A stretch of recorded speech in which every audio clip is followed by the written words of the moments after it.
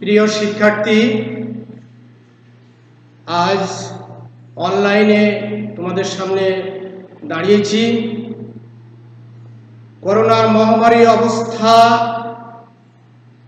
সারা বিশ্ব আজ স্থবির, তবুও তোমরা অনলাইনে এসেছো, এই জন্য আন্তরিক শুভেচ্ছা।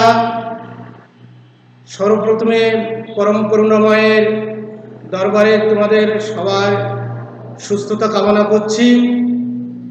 অনলাইনে আমি আমার পরিচয় দিচ্ছি। আমি গোবিন্দ প্রসাদ জোদ্দার, সহকারী শিক্ষক, আলিপুর ইউনিয়ন মাধ্যমিক বিদ্যালয়, সাতক্ষীরা সদর, সাতক্ষীরা। তো আমাদের প্রত্যেকটা ক্লাসের আগে যে কার্যক্রমটা তোমাদের সম্পৃক্ত রাখে সেটা হলো জাতীয় সমাবেশ। সমাবেশের যে কাজগুলো হয়ে থাকে এগুলো আবার একটু স্মরণ করতে হবে তোমাদের। এগুলো তোমাদেরকে জাগিয়ে তুলতে হবে।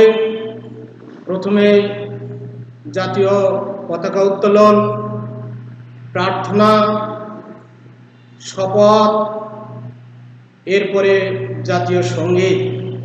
এই জাতীয় সঙ্গীতটা শুদ্ধ সুরে, শুদ্ধ স্বরে, এটা জাতীয় সঙ্গীতটা সবাই একসঙ্গে গাইতে হয়। সেটা তোমরা মনে রাখবে, পাঠ করবে, এবং এগুলো প্র্যাকটিস না থাকলে, অনুশীলন না থাকলে ভুলে যাওয়ার সম্ভাবনায় বেশি। আজকে সপ্তম শ্রেণী তোমরা যারা অনলাইনে এসছো, আজকের পাঠ বিজ্ঞান। আজকের পাঠ বিজ্ঞান, চতুর্থ অধ্যায়, পাঠ 1-2 থেকে।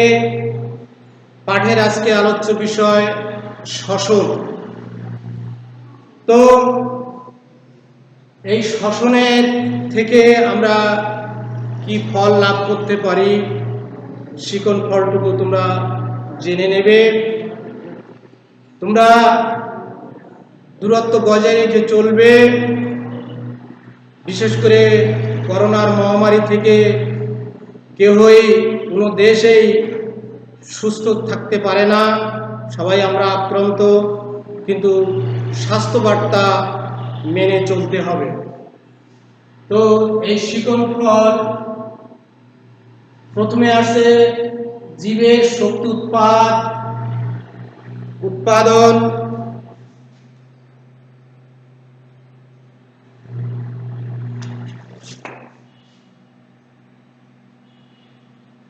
প্রক্রিয়া ব্যাখ্যা করতে পারব। 2 নম্বরে আসছে শ্বসনকালে শক্তি উৎপন্ন হওয়ার প্রমাণ চিত্রের সাহায্যে দেখাতে পারবো। তোমরা ইতিমধ্যে বোর্ডে একটা চিত্র দেখেছো, এটা আমরা একটু বাদেই এর আলোচনায় ফিরে যাব। শ্বসন, প্রতিটি উদ্ভিদ ও প্রাণীর জীবন আছে। তোমরা জানো যারা জীব, এই জীব যদি জীবন না থাকতো তাহলে তো আমরা জীব বলতে পারতাম না, তাই কি না? নিশ্চয়ই। তাহলে জীবন আছে বলে জীব, না হলে তো জড় বস্তুটির ব্যাখ্যা দিতাম। জীবদেহে প্রতিনিয়ত বিভিন্ন ধরনের জৈবিক প্রক্রিয়ার জন্য শক্তির প্রয়োজন। জীবকোষে সাইটোপ্লাজমে সঞ্চিত স্টার্চ, শর্করা, প্রোটিন ও ফ্যাটের অণুতে শক্তি সঞ্চিত থাকে। তাহলে প্রত্যেকটা জীব যদি স্ট্রেংথ বা শক্তি যদি না থাকে, শক্তি সঞ্চয় করতে যদি না পারে, তাহলে জৈবিক প্রক্রিয়া সম্পন্ন হতে পারে না। এরপরে এসো শ্বসনটা কি। শ্বসন এক প্রকার দহন প্রক্রিয়া অক্সিজেন দ্বারা খাদ্য জারিত হয়ে শক্তি নির্গত হয়। তো জীবদেহে যেটা জারিত হবে সেইটা অক্সিজেন দ্বারা জারিত হয়, আর এই অক্সিজেন ভিন্ন জীবের অস্তিত্ব একেবারেই মলিন। তো এ পর্যায়ে শ্বসন পদ্ধতি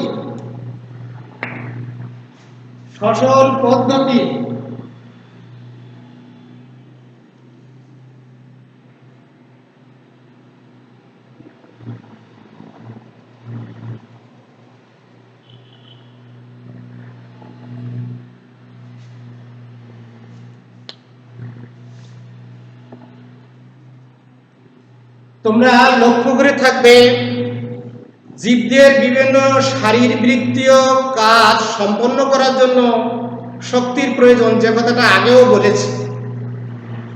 শ্বসন দ্বারা এই শক্তি উৎপন্ন হয়, তাই এই স্ট্রেন বা শক্তি শ্বসন দ্বারা উৎপন্ন হয়। শ্বসনের সময় জীবদেহে কোষস্থিত, মানে কোষের মধ্যে অবস্থিত, তাই বলা হচ্ছে কোষস্থিত খাদ্যকে দহন করার জন্য অক্সিজেন ব্যবহৃত হয়। আগেই বলেছি অক্সিজেন ছাড়া জীবের অস্তিত্ব একেবারে বিলীন, শুধু মলিন নয়, বিলীন। শ্বসন একটি বিপাকীয় প্রক্রিয়া। এটি চলাকালে প্রতিটি জীব পরিবেশ থেকে অক্সিজেন গ্রহণ ও কার্বন ডাই অক্সাইড ত্যাগ করে। তো দেখো প্রিয় শিক্ষার্থীরা, তোমরা জেনেছো যে উদ্ভিদ ও প্রাণী সবই জীব, কিন্তু আমরা প্রাণী যেহেতু আমরা চলাফেরা করতে পারি, কিন্তু উদ্ভিদ চলাফেরা করতে পারে না, এটা জেনেছো বিজ্ঞান থেকে। কিন্তু নিম্ন শ্রেণীর উদ্ভিদ পারে। তা প্রাণী যেটা গ্রহণ করে এইটা আমরা পেয়ে থাকি উদ্ভিদ থেকে, অর্থাৎ অক্সিজেন। আবার প্রাণী যেটা বর্জন করে সেটি হলো কার্বন ডাই অক্সাইড, এটা আবার উদ্ভিদ গ্রহণ করে। তো এই শ্বসন একটি অন্তঃকোষীয় বিপাক প্রক্রিয়া।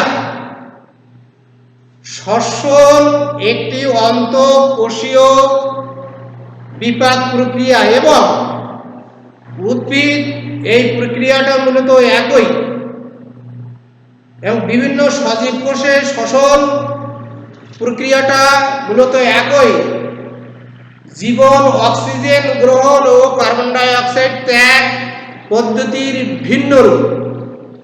আগে বলেছি যাদের জীবন আছে তারা জীব, যাদের জীবন নাই সেটা জড়। তো উদ্ভিদের নির্দিষ্ট শ্বসন অঙ্গ নাই, উদ্ভিদের নির্দিষ্ট শ্বসন অঙ্গ নাই। এখানে তোমরা দেখতে পাচ্ছ, আগেই বলেছি যে শ্বসন প্রক্রিয়া, শ্বসনকালে শক্তির উৎপন্ন হওয়ার প্রমাণ একটি চিত্রের সাহায্যে আমরা এখানে আলোচনা করব এক্ষুনি। তো যেহেতু উদ্ভিদ কোষ সজীব কোষের শ্বসন প্রক্রিয়া মূলত একই, উদ্ভিদের নির্দিষ্ট শ্বসন অঙ্গ নাই। শ্বসনে যে শক্তি উৎপন্ন হয় তা পরীক্ষা দ্বারা আমরা এক্ষুনি সেখানে চলে যাব। প্রথমে এসব উপকরণ, এই উপকরণের মধ্যে কি থাকতে পারে? উপকরণ এখানে দুইটি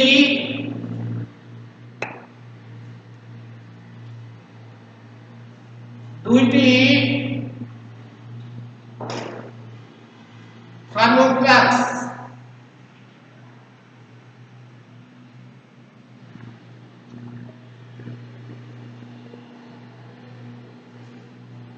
উপকরণের মধ্যে দুইটি থার্মোফ্ল্যাক্স,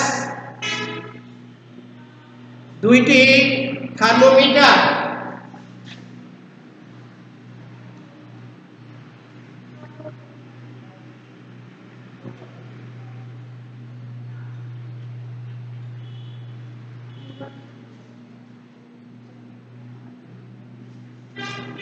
দুইটি থার্মোফ্ল্যাক্স, দুইটি থার্মোমিটার,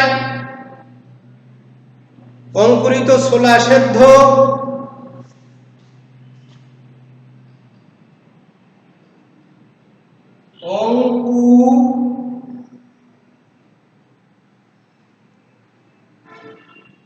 অঙ্কুরিত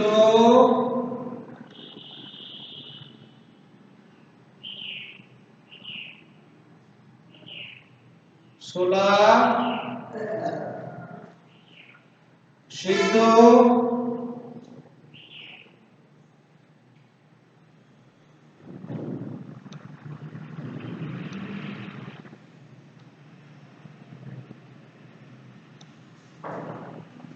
অঙ্কুরিত ছোলা।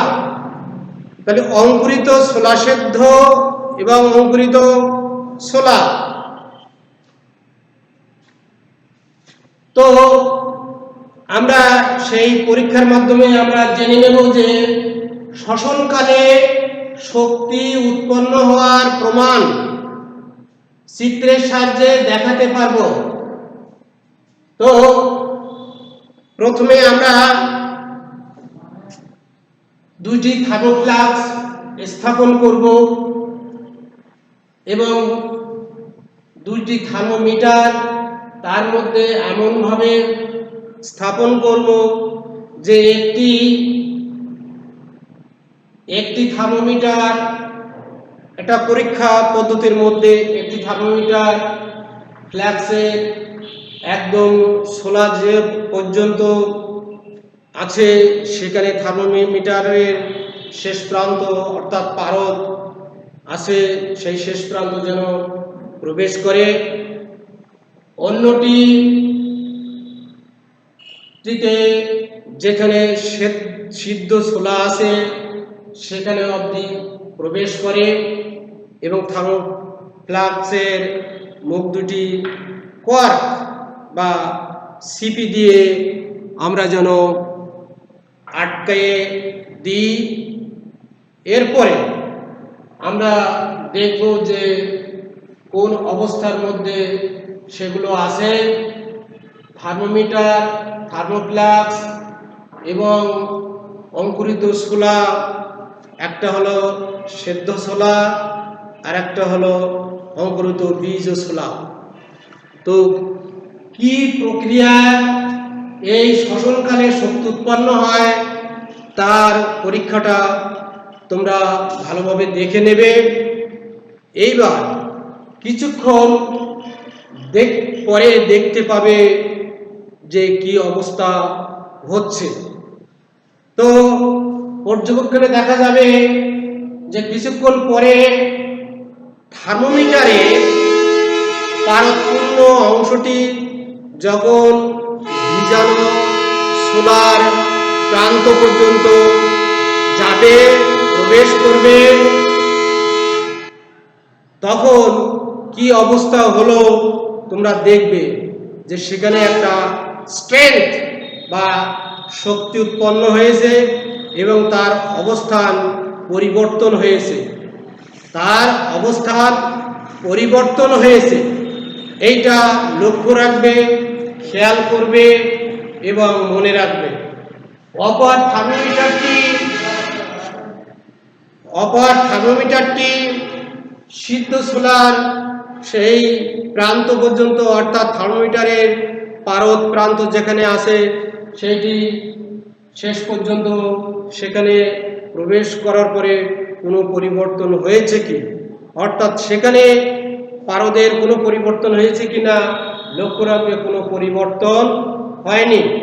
কিন্তু কেন সেটা হয়নি এই কারণে ওখানে সিদ্ধ ছোলা, ওখানে পারদের অবস্থানের কোনো পরিবর্তন হবে না। তাহলে প্রথম পরিবর্তন থেকে আমরা জানতে পারলাম যে শ্বসনকালে এখানে স্ট্রেন বা শক্তি উৎপন্ন হয়েছে এবং এর সাহায্যে এই পারদের অবস্থান পরিবর্তিত হয়েছে। তো তোমরা এই অনলাইনে ক্লাসে এসেছো, তোমাদেরকে ধন্যবাদ জানাই। তোমরা ভালো থাকো, সুস্থ থাকো, সুন্দর থাকো। অনলাইনের ক্লাসগুলো পর্যায়ক্রমে তোমরা দেখতে পাবে। ক্লাসে তোমরা বাড়িতে স্বাস্থ্যবিধি মেনে চলবে। তো যাই হোক, উদ্ভিদ, প্রাণী, জীব এইগুলোর উপরে আলোচনা, বিজ্ঞানের কথাই বলতে হয় যে একে অপরের পরিপূরক। উদ্ভিদ প্রাণী ছাড়া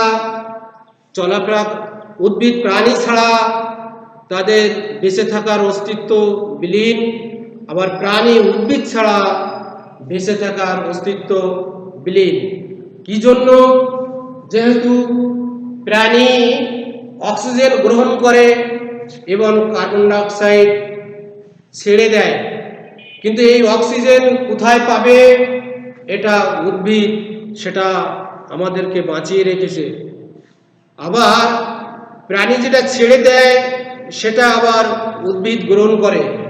এই জন্য বলা হয়েছে যে উদ্ভিদ প্রাণীর উপরে নির্ভরশীল, প্রাণীও উদ্ভিদের উপর নির্ভরশীল, একে অপরের এটা পরিপূরক। তাই উদ্ভিদ প্রাণী ছাড়া এই পৃথিবীর অস্তিত্ব একেবারে বিলীন, প্রাণী ও উদ্ভিদ ছাড়া অস্তিত্ব বিলীন।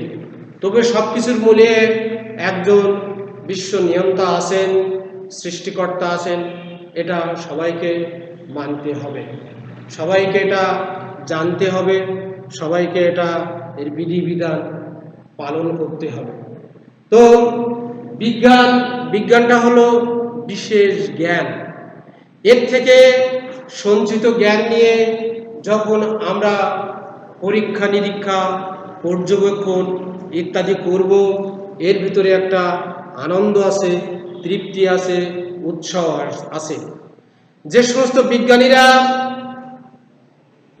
আমাদের মাঝে এই নতুন নতুন তত্ত্ব বা তথ্য দিয়ে যাচ্ছেন, আমরা সেগুলোকে গ্রহণ করার জন্য আমরা উদ্গ্রীব হয়ে চেয়ে আছি।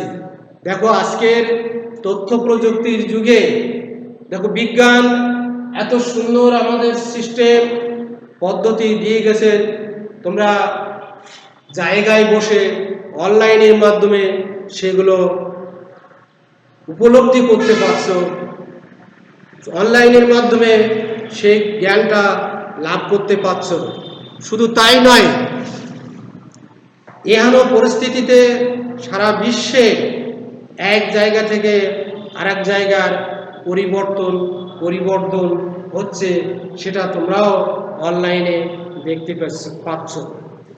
আজকের প্রেক্ষাপট, আজকের বাস্তবতা সেটি এই যে তোমরা অনলাইনে এসছো, কিন্তু স্বাস্থ্যবিধিটা মেনে চলবে, আর তোমরা দূরত্ব বজায় রেখে চলবে। দূরত্ব বজায় রেখে না চললে দেখা যাবে কি আমরা আমাদের বিপদ ডেকে আনার সম্ভাবনাই বেশি। তো সর্বশেষে আমি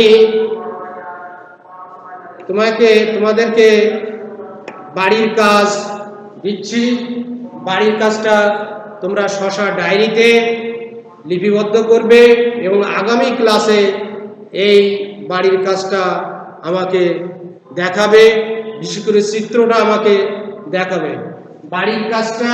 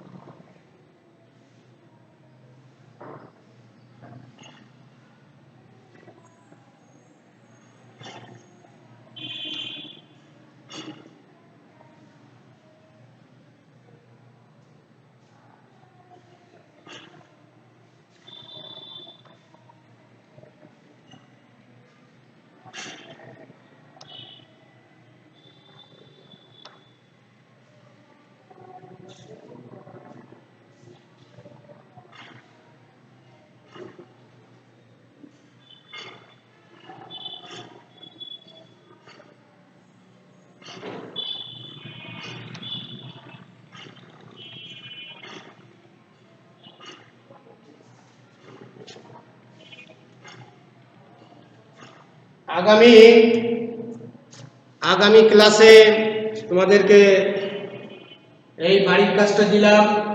শ্বসনকালে শ্বসনকালে শক্তি উৎপন্ন হওয়ার প্রমাণ চিত্রের সাহায্যে দেখাও। এটা বাড়ির কাজ তোমাদের দিয়ে দিলাম। তোমরা বাড়ির কাজটা আগামী ক্লাসে আমাকে জানিয়ে দেবে, দেখাবে এবং চিত্রের সাহায্যে আমি তোমাদের সেটা দেখব আগামী ক্লাসে। এই মহামারী করোনার মধ্যেও তোমরা যে অনলাইনে এসছো, আমি তোমাদেরকে সাধুবাদ জানাই। তোমাদের পরম করুণাময়ের দরবারে সুস্থতা কামনা করি। শুধু তাই নয়, স্বাস্থ্যবিধি মেনে চলবে, দূরত্ব বজায় রেখে চলাফেরা করবে, আর মাস্ক এইটা ছাড়া বাইরে বার হবে না। কারণ স্বাস্থ্য সচেতনতার অভাব ঘটলে সেটা বিপাকের পথে চলে, নয়তো আমরা আমাদের স্বাস্থ্যবিধিকে সম্মান জানাতে পারবো না। তোমরা সেটা মেনে চলবে। আর পরিশেষে আবারও তোমাদের সুস্থতা কামনা করে এবং অনলাইনের এই ক্লাস পর্যবেক্ষণ দেখার জন্য আহ্বান জানিয়ে আমি আমার পাঠ এখানেই বিশ্রাম রাখছি। সবাই ভালো থাকবে, সুস্থ রাখবে।